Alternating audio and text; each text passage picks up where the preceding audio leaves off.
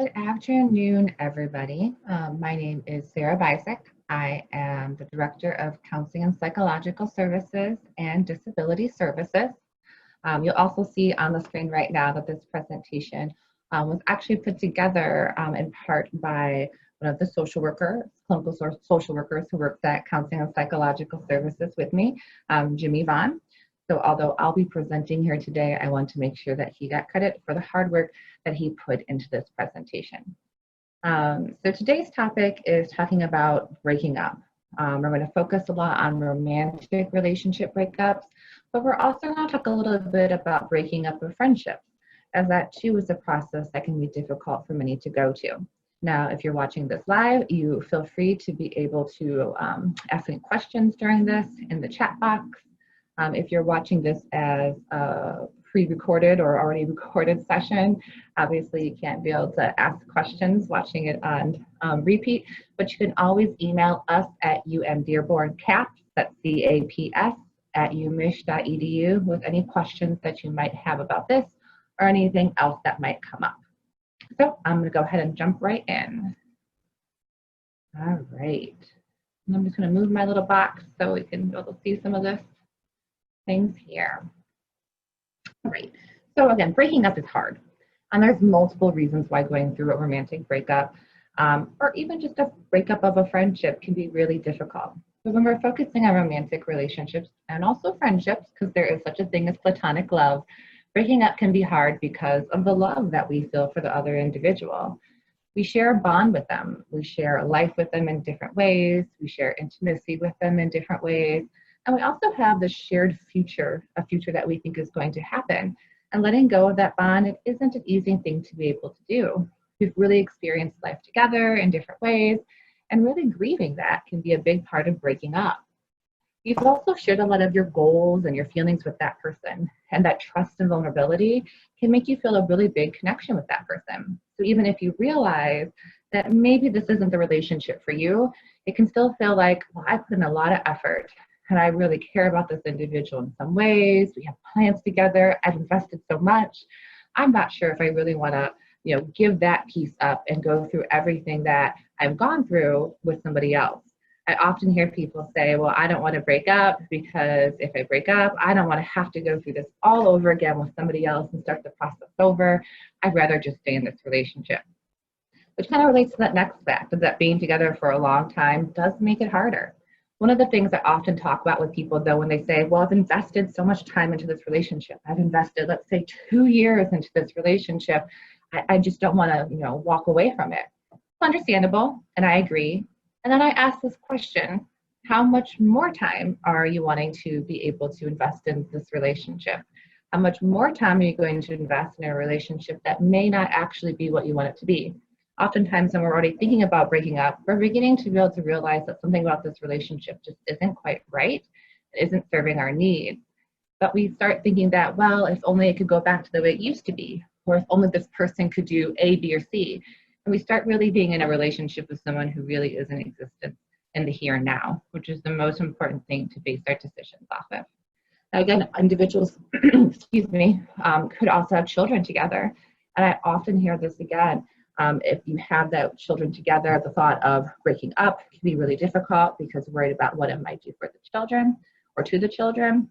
But also the thought of that other person then dating somebody else and you not having control over who that someone else might be and their involvement in your children's life can often make other individuals as well stay in a relationship past this time.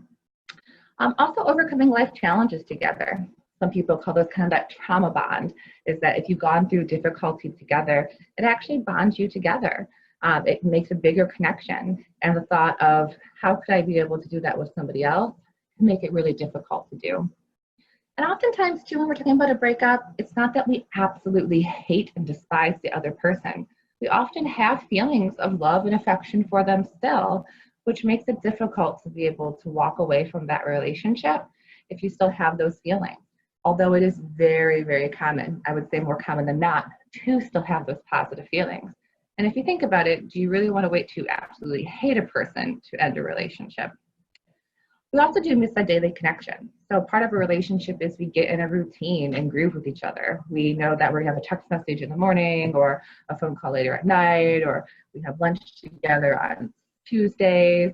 And having that daily routine, that daily connection, that person who, for better or for worse, kind of knows your ins and outs, can make it difficult to want to be able to leave that relationship. Also, just again, that investment of ourselves and that physical intimacy that we've had with that individual, that really creates that love feeling, which makes breaking up hard. Ironically enough, or interesting enough, I was having a conversation with my own mother this morning about the fact that I was going to be doing this presentation this afternoon. And she brought up an analogy that I think is really great, actually. If you think about breaking up, it really is like quitting any type of bad habit. She used the example of smoking. When you first quit smoking, you might feel really overwhelmed. It might be all you think about. You might crave it. You might be like, I don't know how to drive without smoking a cigarette. I don't know how to, go to lunch without doing so. And all of those things very common after a breakup. It's not knowing how to really be able to create this new routine and having it really bring up all these different thoughts and emotions in your mind and really take over your thoughts. But just like quitting any bad habit, over time, it does get easier. So again, we're not saying anything about being and breaking up, whether it's a romantic relationship or a friendship, is going to be easy. But what we are talking about is making sure that we recognize that time is limited for all of us. We really want to be able to use that time the best we can with the people that really work for us. All right. Sorry, I always am trying to be able to get these presentations to work right. Okay. So another thing of why breaking up might be a little bit difficult for all of us, is difficult for all of us, is we're really trained to resist change. It's one of these fundamental kind of values or experiences of all of us is humans don't like change. Sometimes we say we do, oh, I wish things would change. But even changes for the better, even positive changes, causes a lot of stress on us as people. One of the reasons that if you've ever taken a survey looking at your stress level, there might be things that we think of as positive events, but yet have really high points associated with stress. And that goes back to this fundamental fact. We don't do well with change, which is unfortunate since the only thing that really stays the same in life is the fact that things are always changing. So whatever we can do to try to control things staying the same, even if it's something we don't know or don't like, it's still something that we're predictable. So oftentimes people will say, well, this isn't the best relationship, but I know what to expect. I don't know what to expect if I leave this relationship or if I start dating somebody else. At least there's some comfort and predictability in even the negativity of a relationship. So that can cause us to maybe stay in relationships longer, friendships, romantic relationships, than we really want to. Also, something about that makes it just easy to keep things the same. The ending of a romantic relationship or ending of a friendship, depending on your investment level in that relationship, is difficult. It can be hard to do. Let's look at the ending of a friendship. What if you have mutual friends? How are you going to address situations where you might be together? How is that conversation going to go? How is those things going to change moving forward? All of those things are difficult things to really be able to ponder. So sometimes people just stay connected to that person because I just don't have the time or energy right now to invest in that change. We also resist any change that we know is going to make us sad or afraid or angry. So again, as I mentioned earlier with that analogy of quitting a bad habit, that we have all these really intense emotions and they really kind of cloud our mind at that beginning. We often know that with the ending of a relationship and a breakup, that it's not going to be all roses and happiness. Whether we're the one doing the breaking up or the person being broke up with, it can be a difficult change. And we really want to be able to avoid, again, any of those changes, whether positive or negative, but definitely if it's associated with any negative behavior. Also, as I mentioned previously, oftentimes we care about the person. So although we recognize that maybe this romantic relationship or this friendship doesn't really work for us anymore, and isn't really the most positive environment for us, it doesn't mean that we don't care about the person. We just know that it's not a good match. So the idea of losing someone we care about can be really scary. Now, this is something I hear a lot about when talking about romantic relationships, is this thought of this person's my best friend. I may not be romantically attracted to them anymore. I don't really want to be in a romantic relationship with anymore. But I'm so afraid to lose that friendship with that person. I'm afraid not to have that person in my life. Maybe I'd become also close to their family members. And that fear of not being able to have those individuals in our life can make a person stay in a romantic relationship even when they're really not interested in doing so. So again, even when a relationship isn't healthy, it can be hard to let go. And I've often heard people say, well, I don't understand. Why don't they just leave? It's not a healthy relationship. And again, remembering all these things we just talked about could help give you some insight on why people don't leave. Leaving even an unhealthy situation or a situation that just really isn't the right fit for us still can be scary, because change, even for the better, can be scary in itself. Again, I want to remind participants, if you have any questions, feel free to put them in the Q&A, and I'd be glad to answer them as we go. So also this fear of being alone. This is also another common one, is this thought of, well, I'd rather be in a relationship with someone than to be by myself. What if I never find someone better than this partner? What if I never really find anybody and I'm going to just be, again, stuck in this room? Now, I think I hear about this even more so right now, because a lot of us are still doing social distancing. The thought of dating or starting a new relationship when it's really difficult to get within 6 feet of people without a mask can be a really scary situation. And I think we're going to find, as this pandemic goes on, more people staying in a relationship because of this fear of being alone and this fear of trying to or having to start over during a difficult time when it might be more difficult for sure to be able to socialize or meet people. So staying in bad and toxic relationships because it is scary to leave also is another reason people stay. So oftentimes, again, we talked about the person who says, well, my friend is in this unhealthy relationship. This person is emotionally, mentally, even sometimes physically abusive towards them. Why are they staying? One of the scary things that you will find about relationships that have toxic traits or emotionally abusive or physically abusive traits is that the most dangerous time for that individual is when they leave that relationship. You might say, well, why they're leaving that relationship? Well, a lot of times individuals who are engaging in mental abuse or emotional abuse, physical abuse, or just really toxic behaviors have some issues with power and control. They want to have power and control over their partner. So what's the ultimate sign that you lost power and control? Your partner leaving. So a lot of times those toxic traits, those abusive traits will actually escalate at the time of leaving that relationship.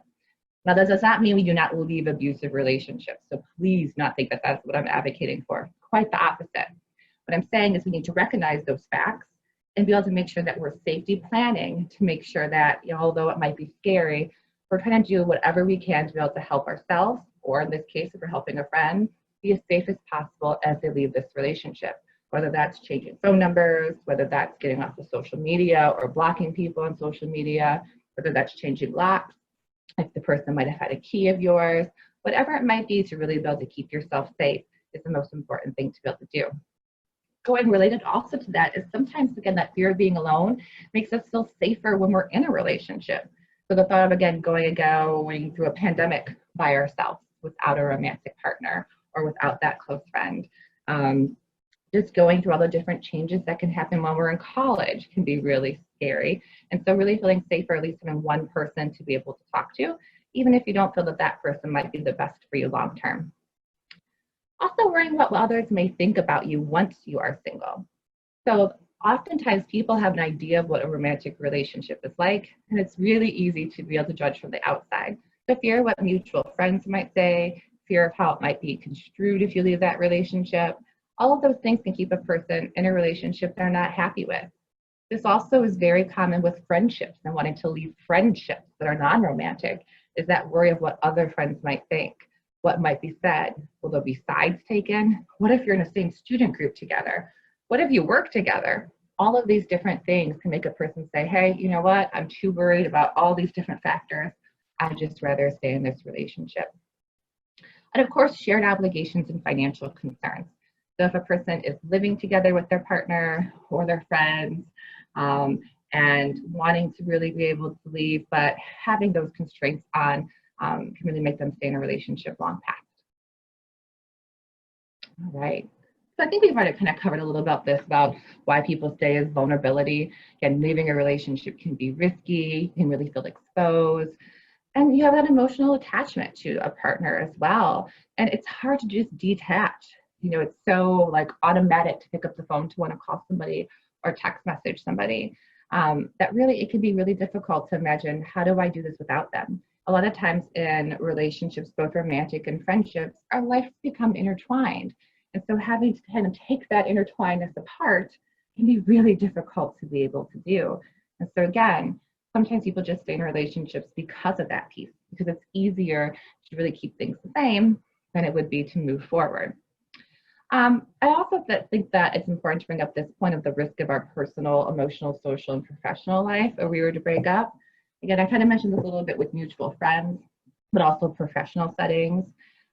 People also have certain images or beliefs that they put out there and fear that others will think of them differently if they're ending a relationship, that, you know, they're afraid what others might, or that ex-partner or ex-friend might say about them, and put out there that could risk themselves personally, emotionally, or socially too. And that fear of the unknown. So I mentioned again, us humans, we do not like change, right? And part of that is we don't like not knowing.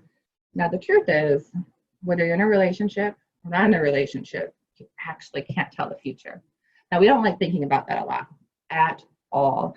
We like to believe that we have some control over our future, that we have some predictability over our life, and that we know what things are going to happen. I often say to individuals and students that I work with that I really, really wish that I had that crystal ball that they all expect me to have on my desk. I don't, and neither do they. A lot of times we can start making assumptions about things being worse when we're leaving a relationship, or being sadder, or being more angry, or all these different things. Before we know it, we have the next 6 months of our life played out in our head of this really negative experience, and so we can convince ourselves not to act. The important thing that I really, really, really recommend people to remember is you don't have that crystal ball. You don't know what is going to happen. And although that might make people say, well, that means I'm going to stay in this relationship because I don't know what's going to happen and I'd rather stay here than not at all, I'm actually advocating for the opposite. Is oftentimes we have to get things out of our way to really be able to find the places that we're meant to be and people we're meant to be around. So although absolutely it is scary, and absolutely it is understandable to fear that unknown, using it as a reason to stay someplace really doesn't get us anywhere that we're looking for. So some of the questions that might come up in our mind are things like, who am I without my partner? You know, my identity is so tied together. It's always, Jill and Keith, always in one segment. They go together. Everyone's together. So who am I without that? How are people going to look at me? What's going to happen if I break up? You know, what's the consequences of a fallout of a romantic relationship or a friendship? Will it upset those families or friends? And how do I maintain the relationship either with that individual or those relationships with others? All of those not knowing can make a person, again, say, ooh, no, not knowing what's going to happen, it's just not worth the risk. I always counter that with, there's a bigger risk of staying in some place where you're unhappy or unhealthy. That's guaranteed, right? Right now, if you're unhappy and you're not, into this relationship anymore, that's reality. The rest of those what ifs are just that. Maybe what ifs might happen. But again, we know what's happening right now, and our happiness needs to be important. So oftentimes people ask me this question, well, how long am I going to feel this way? Whether they're the person ending the relationship or the person that has been broken up with, that's almost the number one question I always get. Well, how long is it going to take to get over this, Sarah? I read this book that says you take the length of your relationship and you divide it in half, and that's how long it will take to really grieve. Unfortunately, the answer is everybody's experience with ending of a relationship is going to be different. We could talk about some general stages that individuals go through and experience when going through the end of a relationship, but I can't tell you how long that's going to take for you or anyone else in reality. A relationship that lasts 2 months could be extremely impactful. A relationship that lasts 2 years, maybe the person's been thinking about leaving for 6 months, so the end of the relationship is not as impactful. Again, there is no magic numbers that we can be able to give you to be able to tell you that. What we can be able to do is look at some different stages or signs to kind of let you know where you are in the process and, if what you're experiencing is to be expected. Now, the issue I have with any stages often imply like linear, like this is stage 1, stage 2, stage 3. So once you pass stage 2, you don't go back to stage 1. the reality when we're talking about almost anything when it comes to relationships and humans is it's not that neat and tidy. Stages of breakup just really should be called different phases that we go through, different emotions that we go through. We could go through shock and then jump to anger and then jump to hope and then be back in denial. Again, what we're looking at is your overall functioning. So if you're spending more days in hope than you are in shock, then you're probably at a better place following the ending of that relationship. But don't be surprised if you wake up one day and you're angry again. You're angry about that ending of the relationship. You're angry about how things played out. Oftentimes people think, well, I'm falling backwards because I'm angry again when I didn't care. No, you're not falling backwards. You're human. It's okay and normal and expected to be able to have all different emotions, even years later at the ending of a relationship, because it just means that that relationship did mean something to you. And again, we're human if we're having those different emotions. So some common things you can kind of see on the side of the screen. I'm not sure actually when we're recording if you can see it or if my face is in the way. So I'm gonna move my face in case. But some different stages or emotions that to really be able to look for or expect going to the end of a relationship is shock, especially if you're the individual who is not doing the leaving of the relationship. You might be very surprised that this is happening.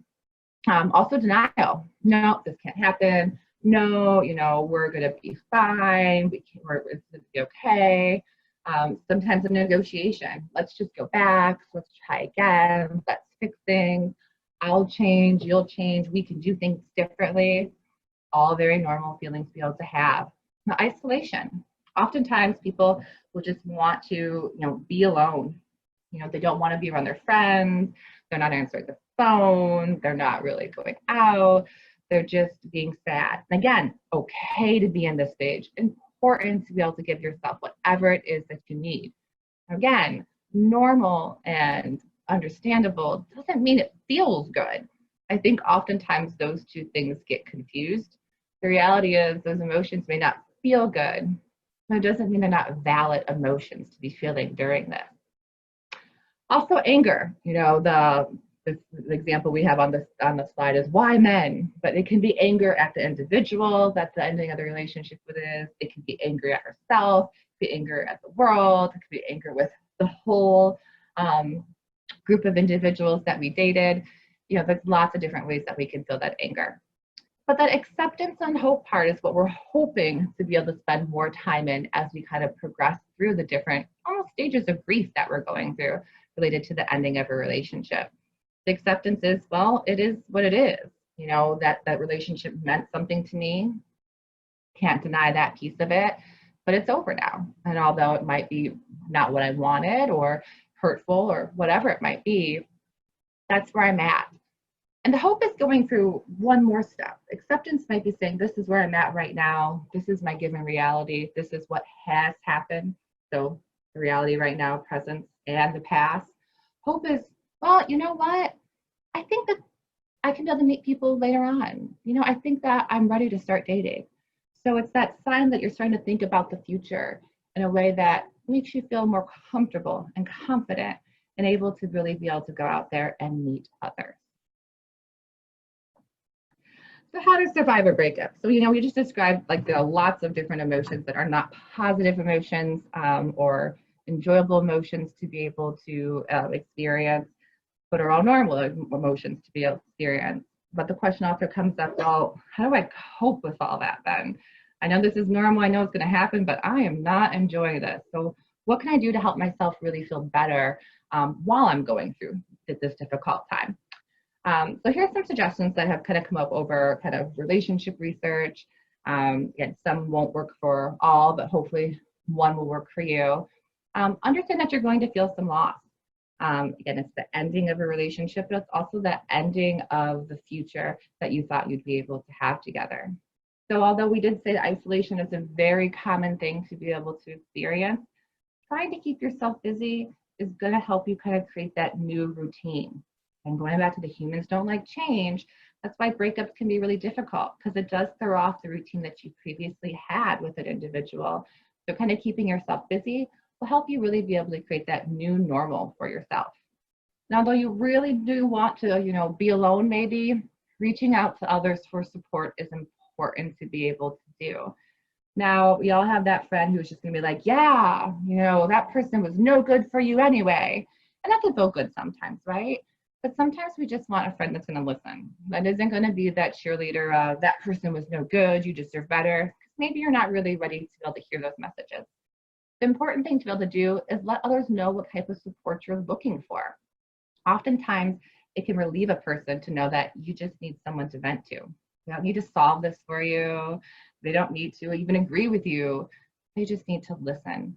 So reaching out to others for support and explaining what type of support you're looking for can be really helpful with coping with any type of ending of a relationship. Now, I mentioned that whole getting off social media if you're in a more toxic relationship. I do think kind of separating from social media in general can be really helpful to do. The ability to just check out and look all the time about what others are doing, what your ex is, talking to, are they looking happy? Remember, social media presents what the person wants to have everybody see. It does not necessarily present reality. A person's social media is just glimpses, controlled glimpses that the person wants to give. It's really easy to create a lot of narratives in our head based on those little glimpses that aren't going to do us any good in really grieving and moving forward from the end of this relationship.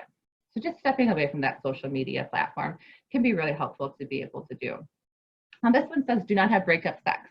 A lot of times individuals think, well, if I just jump into a physical relationship, I will feel better. And some individuals do, but most of the time, individuals don't. Now, I'm a big advocate of physical and sexual autonomy. If you feel comfortable being able to have sexual or physical relationships with someone, do it. Do it for yourself. But if you're doing it to try to be able to get back at somebody, if you're doing it to make yourself feel better, you're probably not going to get the results that you want. So making sure that if you are engaging in sex with anybody, making sure that you're doing it for the right reasons. In addition, sometimes people talk about breakup sex and the fact that they have sex with their ex-partner after they break up. This can also send a lot of confusing messages. It's understandable. Again, you guys have that connection, you feel comfortable with each other, you have that vulnerability together, but it also can prolong that grieving process. If the relationship is over, it's over. And we need to be honest with ourselves of whether that physical intimacy and sexual intimacy will just really make it harder for us in the long run. So again, it's just checking in with yourself to feel your own comfort level of what you're engaging with. But also, plan something fun without your ex. So not only you want to be able to create new routines, you want to start creating some new memories as well. Now, I know right now, while we're all, staying home, it can be difficult to be able to find some fun things to do with friends. But there's lots of ideas that have been talked about in different presentations that you can find on our website about how to be able to engage in, whether it's dating or just engaging with the environment during a pandemic, to be able to keep yourself having fun while also staying safe and engaging in low risk activities. We need new memories at the end of a relationship to be able to help clear our mind of all the things that we're focusing on, which oftentimes are just all the wonderful, great things about that relationship, instead of the reality that maybe everything wasn't as great as we thought. Now, I did mention that a lot of these things could be, applied to also breaking up or the end of a friendship, but I thought it was important to really kind of put some separate information out there about breaking up with a friend, because I think there's some unique things related to that as well. And so what I mean by breaking up with a friend is not that you're friends with your romantic partner. Let's hope you were at least friends with your romantic partner. But know that this is a person you have a non-romantic, non-physical, sexual, platonic relationship with. And you've just really decided that you've grown apart and this friendship really isn't healthy for you anymore. Some things to be able to kind of really keep in mind. If you're having thoughts about whether this friendship is not healthy for you, I encourage you to ask these 4 questions that you'll see on the bottom of this slide. Is, can I trust you? So thinking about that friend, can I trust that friend? If your answer is no, all right, keep that in mind. Are you committed to excellence? Meaning, is this person committed to your excellence? Are they committed to their own betterment? Are they committed to the excellence of your relationship and friendship with each other? They're like, no, I kind of bring me down. All right, keep that in mind. Do you care? Do they care and respect you? Okay. So again, if you're thinking about a friend, you're like, no, they are not respectful. I set these boundaries and they don't care. I've heard that they're talking about behind my back. They are always pulling me into situations that are stressful. All right, keep that in mind. And that last question, do we bring out the best in each other? So, maybe we have a good time together, but we don't bring out the best in each other. Maybe you're a person trying to make some changes and this person's going down a different path. All of these can be reasons for you to remember, okay, it's okay to end this friendship. Because I think what people struggle with ending a friendship is feeling like it's a valid thing to do. So oftentimes they just don't do it and slowly kind of slip away instead of just saying, I don't have to engage with a person who is not healthy and helpful for me. So some things to be able to do if you come to the conclusion that, most of the answers to those questions are no, is start creating some boundaries. Now, if this is a person who you don't have mutual friends with, this can be really easy. You can just kind of say, you know what, I just don't think this is working for us. You don't have to explain yourself. Oftentimes, the more we explain ourselves in toxic friendships, the more difficult it becomes, the more arguments be able to have. You really don't have to go there.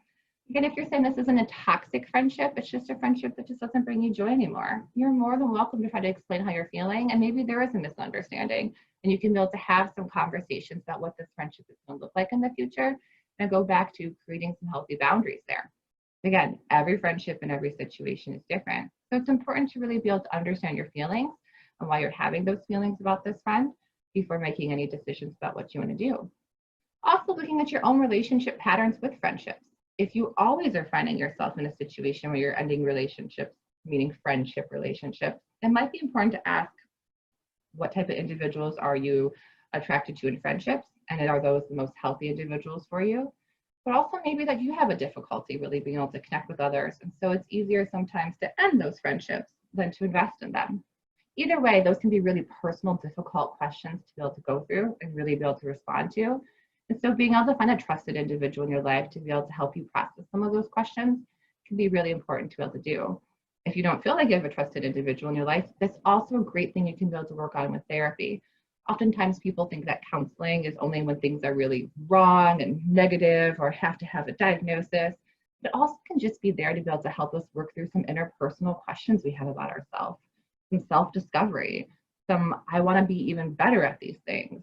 I need just a person to talk to that's not connected to my life that could be able to help me really work through some of these thoughts I'm having. All of those are very valid reasons to be able to get counseling. And while you're a college student, you do get access to that free counseling. So I always encourage people to take advantage of it. Because let's say you do all these things and you're still feeling really sad and bad about the ending of that friendship, and you're still trying to figure out how to be able to engage in situations where you might run into that person. And you need to be able to figure out how to engage with some self-care. Therapy can be another great way to be able to figure out some ways and methods to be able to manage those situations while engaging in some healthy boundaries and self-care as well. So with all that said, I just want to open things up for those that are attending live to ask any questions that they might have. So I'll give a few minutes to see if anyone writes anything in the Q&A box. And while I do that, I just want to remind those who are both live, but also that are watching this remotely, that counseling is available still. Although we are not in the office space, we are doing telehealth appointments remotely, which means we would send you a confidential link for you to be able to access, that we're able to meet with you and to engage in therapy still through safe social distancing measures. If you're interested in engaging in such counseling, you just have to email us at UM-Dearborn, caps@umich.edu. If you're interested in more of these different webinars, we have a whole list of different topics on our helpful resource page. We try to have a workshop on different topics almost daily during the week at 1 o'clock, whether it's with one of our staff like myself or one of our mental health and wellness peer mentors. I'm going to check real quick the Q&A. I didn't see anything pop up. Let me make sure that there's nothing anywhere else. Okay. Well, I don't see any questions right now. Again, if you have any after the fact, feel free to email our general email. You could even ask at our general email if you'd like to talk to me specifically to have that forwarded, and they will forward that message on to me. Again, my name is Sarah. All right. Well, I hope everybody has a great afternoon.